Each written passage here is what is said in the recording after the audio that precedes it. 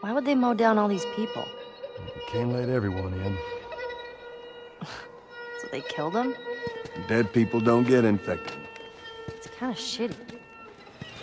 The Last of Us really has been a story of contrast. It's some pretty dark themes, but they're juxtaposed against an aesthetic that we find very beautiful. That contrast is visual, but it's also in the environment. The world we decided was actually its own character. What happens 20 years after the fall of man when no one's taking care of anything? There's something really pretty about nature reclaiming its domain once we are gone.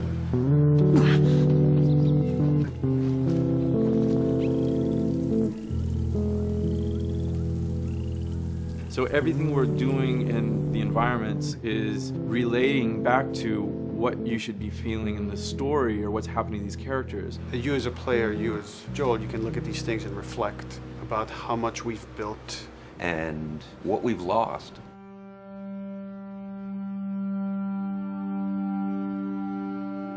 You get to see hints of civilization that used to be.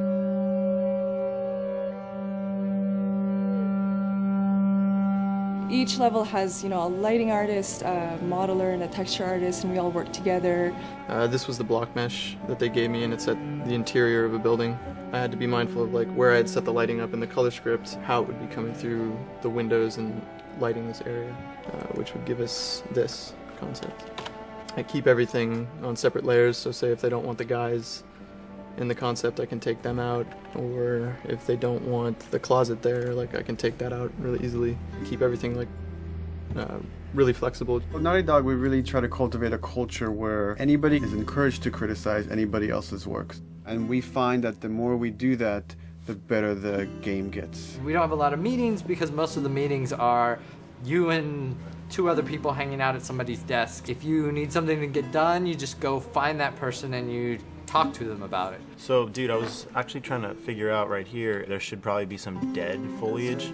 It might be cool to see some of the dead stuff around the edges of the green or even spilling out into the street. Maybe what we do is, in some of these areas, we use it as a transition from the actual concrete up to the side of the building. So they're almost sitting on top of a bed of dead foliage, that really rich kind of orangey brown color.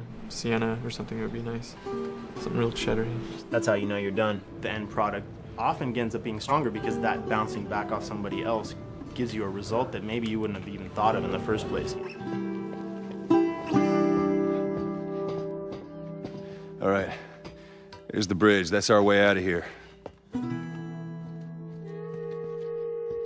Mandatory evacuation.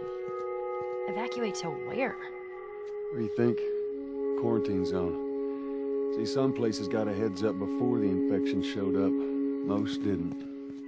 We consciously take in consideration lighting in the beginning. I've never ever focused so much on lighting and how much sensitivity there is to that here. Did you talk to the character artist about her hand? So her face is getting a lot of speck, but then her arm is just bone dry. You think something we can tweak in shader? We'll have to send back to character team Michael to take a look. I can play with the lights and see if that's creates more spec. Yeah. So all the characters cast soft shadows onto the environment. Even when there is no direct sunlight or no direct light sources, we still have nice fuzzy shadows. Damn, that's quite a drop. If you shine a light on a red wall, it will bounce the red lighting on the whole environment, making it red. Everything should have a bounce lighting. Otherwise, the world is gonna feel dry and unrealistic.